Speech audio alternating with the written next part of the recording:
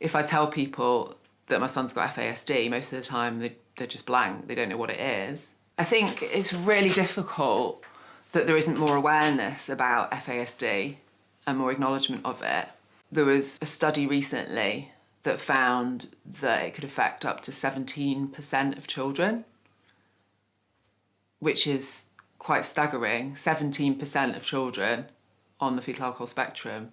So it's a huge, huge issue, and yet no one's heard of it, pretty much. And we weren't told about it during the adoption process. Unless you've parented a child with FASD, you just don't know, really.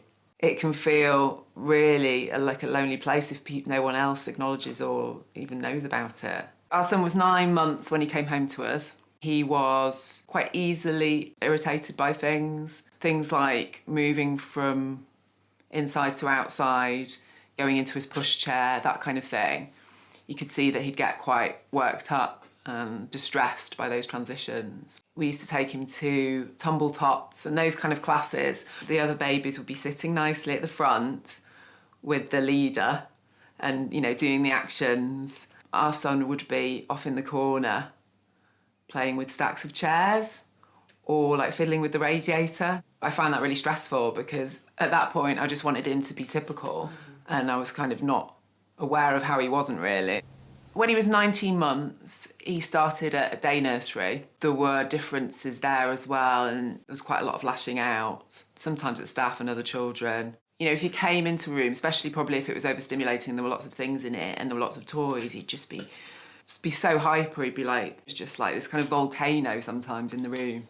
One of the sort of red flags quite early on as well was when he started to say his first words. He was starting to say about 10 words maybe, albeit very indistinctly. I remember he just stopped saying those first words and I remember being really concerned about that, and I would try so hard to get him to say those words again and he just wouldn't. It was like they'd been wiped. One of the deficits that many have is they can't kind of link cause and effect very well. They don't know about consequences. So that's one of the reasons that traditional discipline doesn't work, because, you know, the consequence is just, they don't understand it, and the memory is really affected often as well, so they can't remember anyway. It's really quite traumatic, actually, as a parent.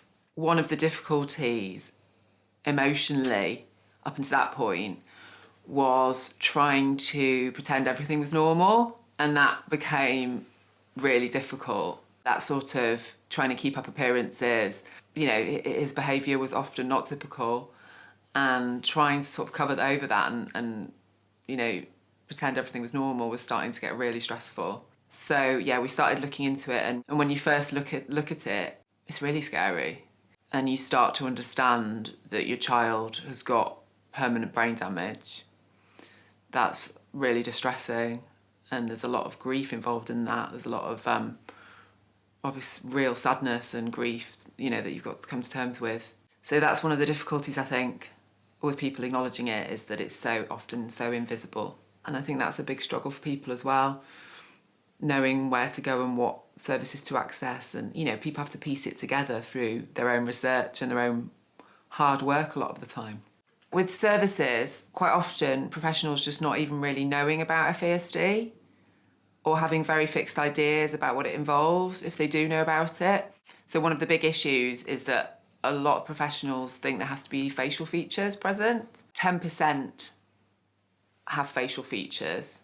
So it's really hard to detect physically, and our son is completely typical physically. When we initially went to the GP to ask about it, she was really reluctant to refer us, but we had to insist, basically. Even when families battle for years trying to get a diagnosis, quite often, once they've got the diagnosis, that can feel really difficult as well, because where do you go from there? So there's nothing for families after that. That's something that really needs to change, because until then, families are really struggling. It's been brilliant recently to see a bit more movement in terms of awareness about FASD and the brilliant work that Greater Manchester are doing.